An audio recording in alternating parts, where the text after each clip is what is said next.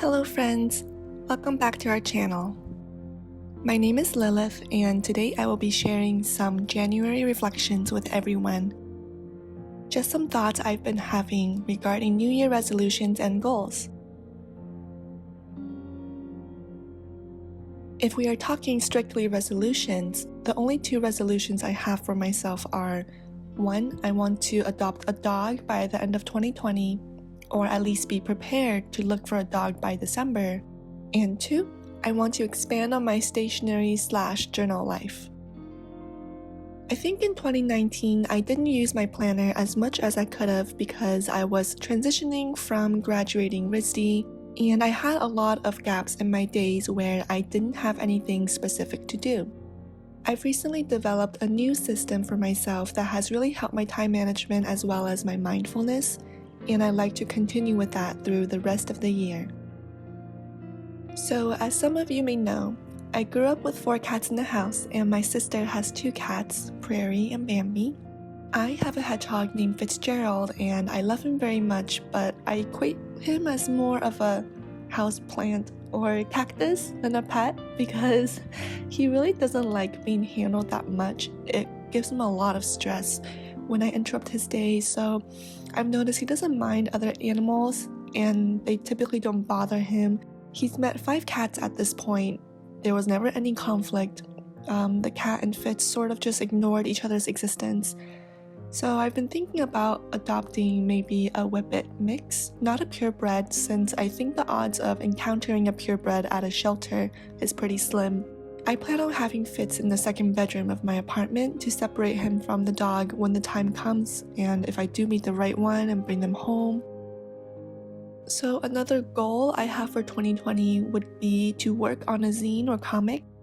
It's something I've been thinking about for a long time, like the world building I've mentioned before, and I think a good way to expand on the world would be if I can introduce a small snippet of it through the lens of a comic.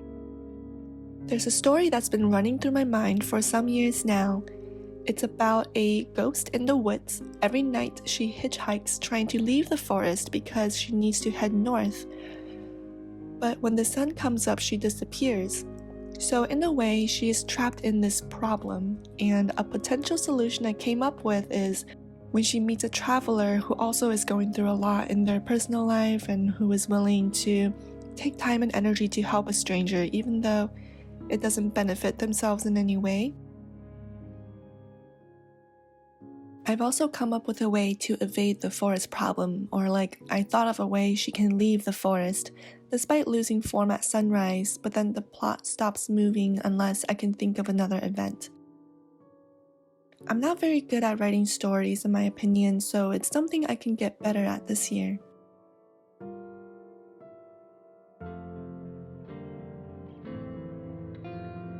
This month I picked up Hero of a Thousand Faces. It is a book my stepdad got me when I was a little girl, but at the time I was too young to understand the words.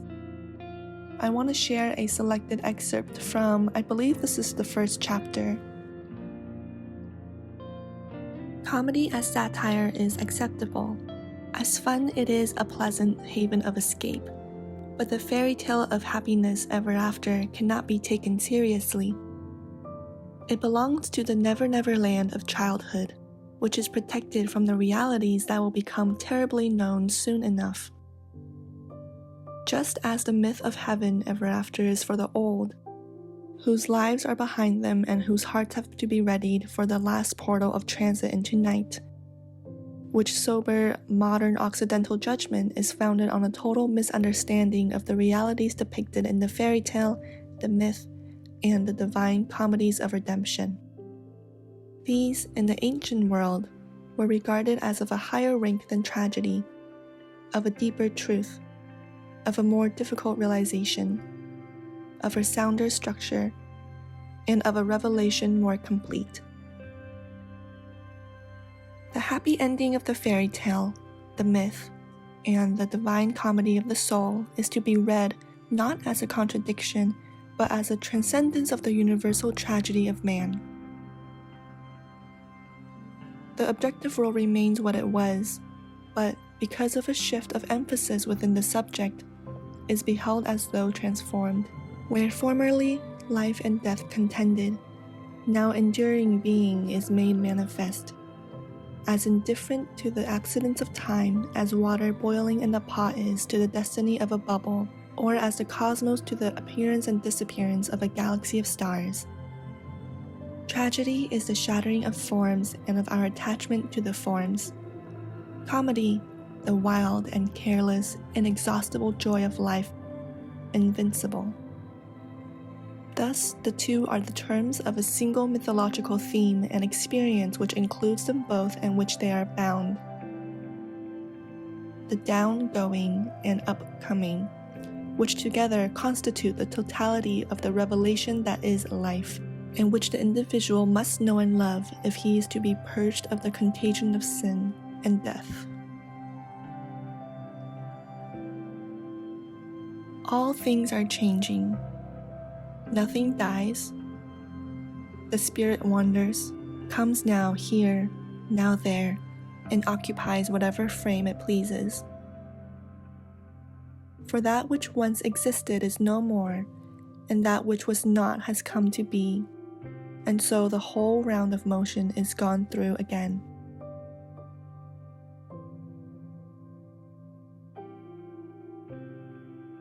Only the bodies, of which this eternal, imperishable, incomprehensible self is the indweller, are said to have an end.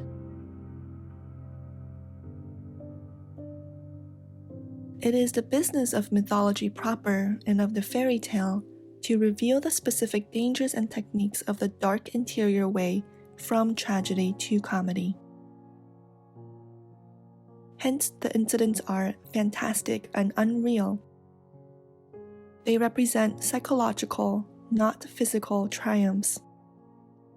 Even when the legend is of an actual historical personage, the deeds of victory are rendered not in lifelike, but in dreamlike figurations. For the point is not that such and such was done on earth. The point is that before such and such could be done on earth, this other, more important, primary thing had to be brought to pass within the labyrinth that we all know and visit in our dreams. The passage of the mythological hero may be overground incidentally. Fundamentally, it is inward, into the depths where the obscure resistances are overcome and long-lost forgotten powers are revivified. To be made available for the transfiguration of the world. This deed accomplished, life no longer suffers hopelessly under the terrible mutilations of ubiquitous disaster, battered by time, hideous throughout space. But with this horror visible still, its cries of anguish still tumultuous, it becomes penetrated by an all-suffusing, all-sustaining love, and a knowledge of its own unconquered power. Something of the light that blazes invisible within the abyss of its normally opaque materiality breaks forth with an increasing uproar. The dreadful mutilations are then seen as shadows, only of an imminent, imperishable eternity. Time yields to glory, and the world sings with the prodigious, angelic, but perhaps finally monotonous siren music of the spheres. Like happy families, the myths and worlds redeemed are all alike.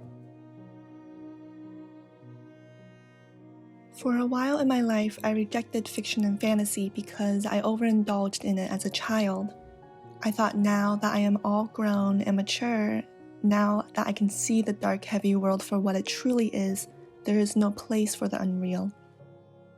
I think the universe is slapping me in the face with this book a little bit and telling me to observe and listen.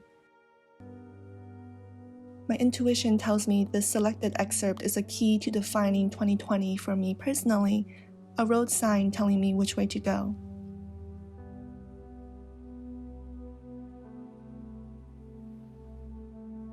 Thank you so much for spending this time with me. I hope to hear about your January thoughts and New Year's resolutions as well. Thank you for all of your love and support. Have a wonderful day and night, and I will talk to you soon.